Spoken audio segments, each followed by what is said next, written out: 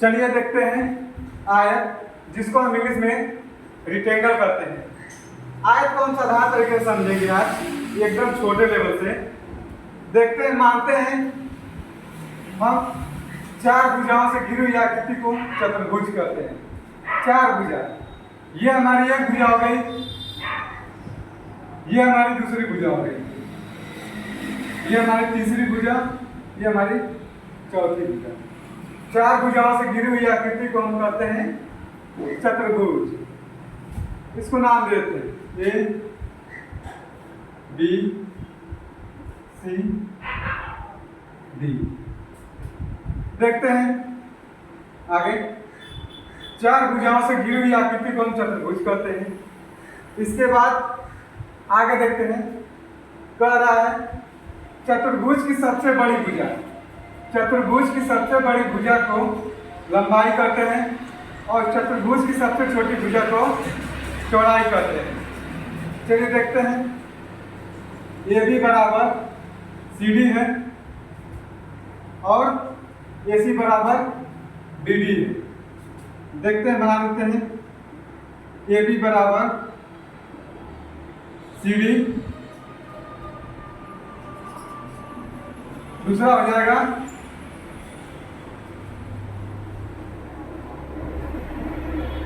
ए सी बराबर B D.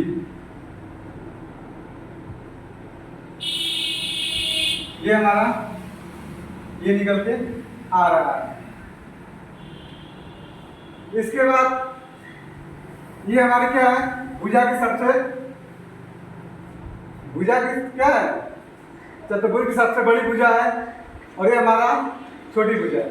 इसको हम चौड़ाई बोल सकते हैं, इसको हम लंबाई बोल सकते हैं, ठीक है। और आयत का परिभाषा होता है, आयत का परिभाषा होता है ऐसा चतुर्भुज, ऐसा चतुर्भुज जिसके आमने सामने की भुजा, ऐसा चतुर्भुज जिसके आमने सामने की भुजा बराबर हो तथा चार कोणों का, चार कोण जो 90 अंश के हों उसे हम आयत कहते हैं। तो हमारा ये आयत हो जाएगा। ये पूरा क्या है, चार कोण, ये हमारा 90 अंश का हो जाएगा, ये भी हमारा 90 अंश का होगा, ये भी हमारा 90 अंश का होगा, ये भी हमारा 90 अंश का होगा। ये क्या है, हमारा चारों कोणों का योग है, जो प्रत्येक भुजा क्या है, 90 अंश का है। इसके बाद आगे देखते हैं,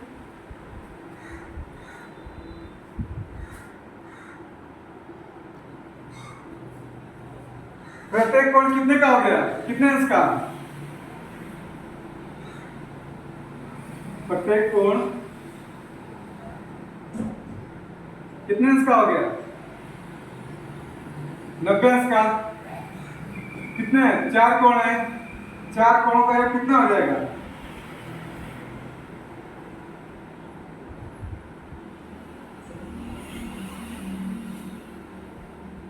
चार कोणों का योग,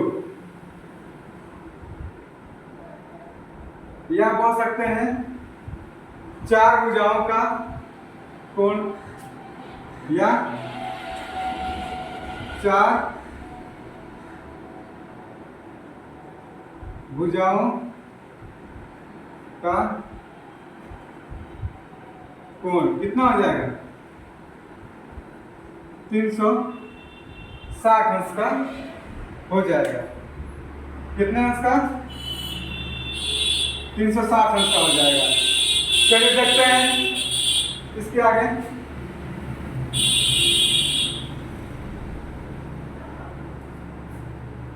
इतनी बात समझ में आई है, इतनी बात समझ में आई है। आगे देखते हैं,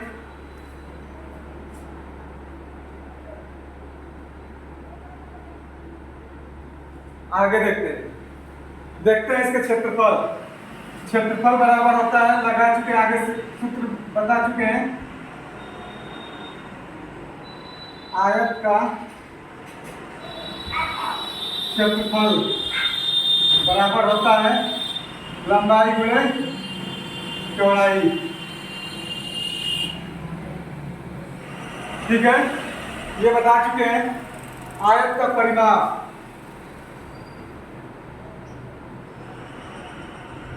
आयत का परिमाप ये भी बता चुके हैं क्या? 2 कोष्ठक में l प्लस b।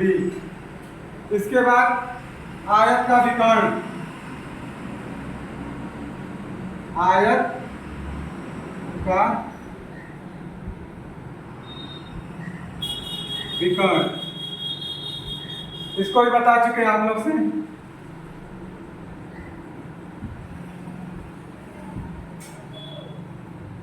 इसके बाद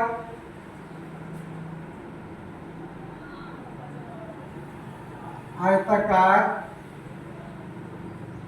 आयताकार कमरे का क्षेत्रफल, आयताकार कमरे का क्षेत्रफल, इसका भी बता चुके हैं।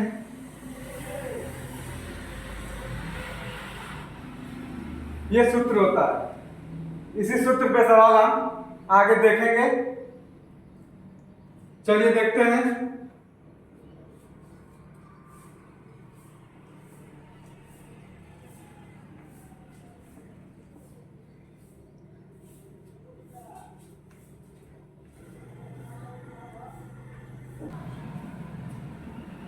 चलिए आयत पर पहला सवाल हल करते हैं, देखते हैं। दिया है एक आयत की लंबाई कितना है? 30 सेंटीमीटर है तथा चौड़ाई 20 सेंटीमीटर है, तो आयत का क्षेत्रफल क्या होगा? आपसे हम सूत्र बताए हैं। आयत का क्षेत्रफल बताए हैं क्या? L B, L into B, लंबाई गुणे चौड़ाई। देखिए लंबाई कितना दिया है? 30 सेंटीमीटर है। फिर चौड़ाई कितना है? 20 सेंटीमीटर। कितना हो जाएगा? 600 सेंटीमीटर का क्या है? Centimetre square. ये क्या आ जाएगा? आयत का क्षेत्रफल होगा। आगे चलते हैं, दूसरा सवाल।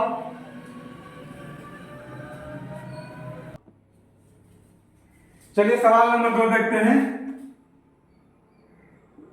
दिया है एक आयत की लंबाई, एक आयत की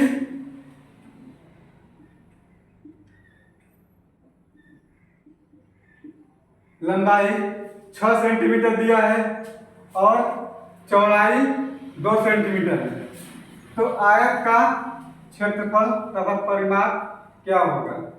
चलिए देखते हैं। पहले आयत का क्या निकालेंगे? क्षेत्रफल निकालेंगे।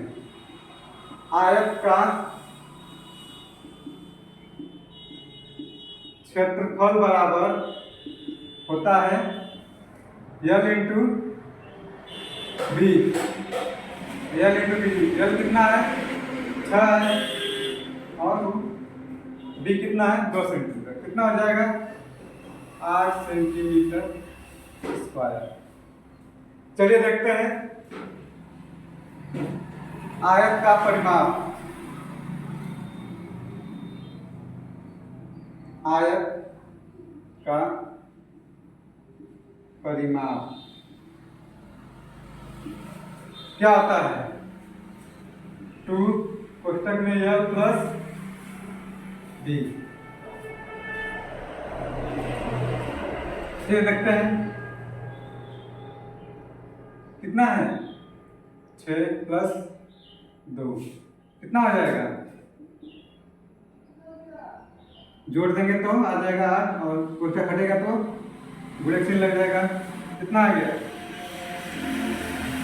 16 सेंटीमीटर आयत का परिमाप आ गया। आगे चलते हैं तीसरा सवाल।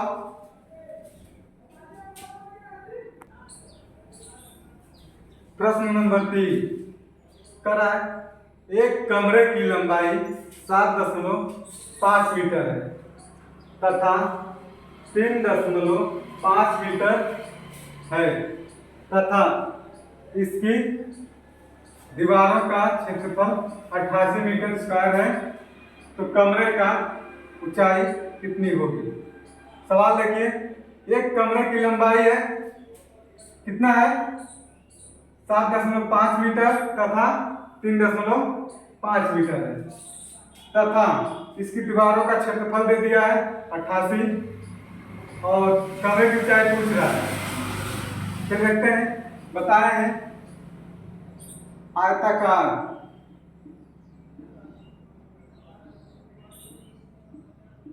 कमरे का क्षेत्रफल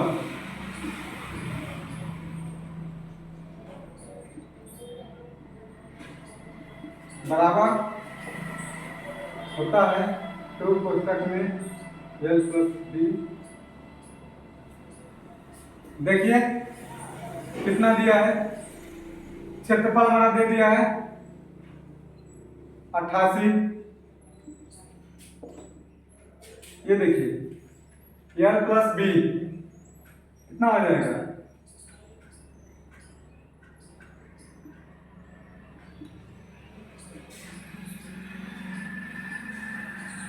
ऊंचाई हमारा पूछ रहा है कमरे का, हो जाएगा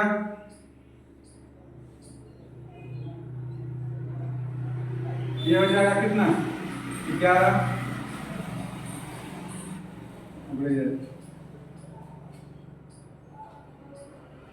देखिए आ जाएगा तो भाग में चले आएंगे सब। कितना हो जाएगा? 22।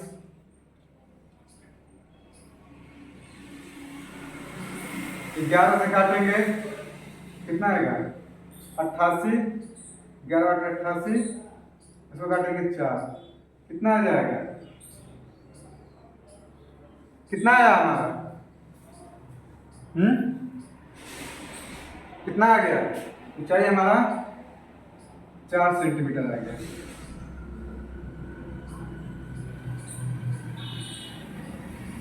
आगे चलते हैं, चौथा सवाल देखते हैं। प्रश्न नंबर 4